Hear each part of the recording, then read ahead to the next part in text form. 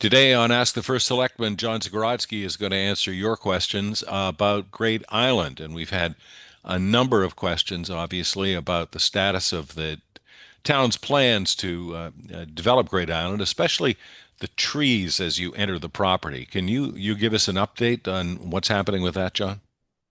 Sure, thanks, Jim. So what we're talking about there is if you go to the end of Rings End Bridge, right there at Pear Tree Point Road, there is a little driveway that goes from there up to a traffic circle that's right at the entrance to Great Island itself.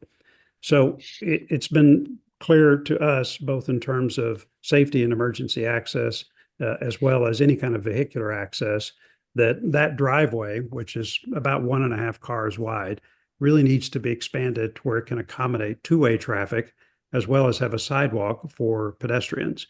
And that's going to be important irrespective of how much car activity and parking we ultimately want to have on the island. It's clear that we have to have some in order to provide equitable access for everyone, particularly people who are mobility challenged. So we've looked for ways to maybe make that work without widening that road, but there simply has been no feasible way to think about that. So unfortunately, in order to make that happen, there is a row of Norway spruces that line the left side of that road as you're going up towards Great Island that would have to come out in order for us to widen this road. And so what happened is last fall, when we realized we were going to have to do this, we posted those trees for removal since they are now on municipal property.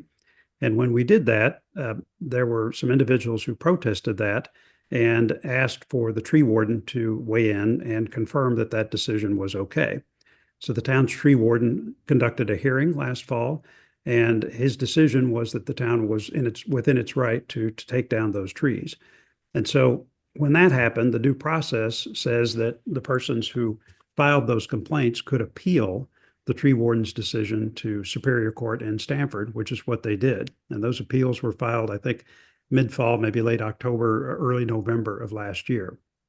That kicked off a process with Superior Court in Stamford where the judge reviewed their claims or their complaints that the town was unjustly taking those trees down and should be compelled to keep them in place. So the Stamford Superior Court heard both of these cases in early March. And the question before the court was whether the individuals who had filed the complaint or filed to appeal the tree warden's decision had what's called standing. In other words, that's a legal term that means do you have the right or the justification, if you will, to bring that complaint as an individual. And what the judge did in both of those cases and rendered a decision rendered a decision earlier this month. He said in both those cases, that neither of those individuals had standing to bring that case to Superior Court and appeal the tree warden's decision. So as a matter of due process, those individuals had 20 days to file an appeal to an appellate court to get them to reconsider. And they, in fact, did not file appeals within that deadline. So we, as of yesterday, May 27th, have now passed that deadline. So now what happens is there are no further appeals for the town's decision to take down those trees. So what happens next? I guess the first thing I would say is, look, no one wants to take down or take down trees or damage nature gratuitously. And I can tell you that me personally, as well as everyone I know involved in this, no one wants to take down a tree unnecessarily. It's terrible. They're majestic, and we all like them. In this case, we really don't have a choice. But the good news is that we will try to repurpose the lumber from those trees.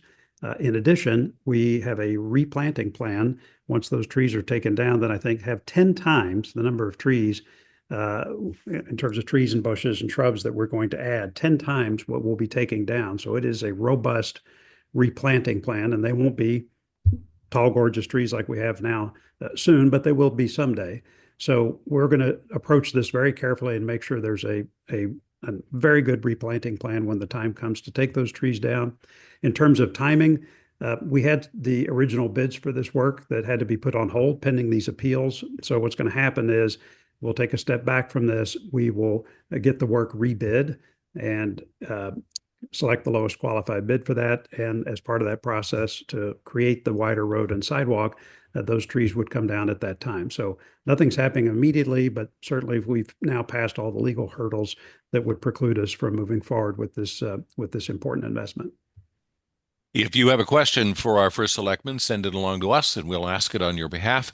Just contact us at DarianTV79 at gmail.com.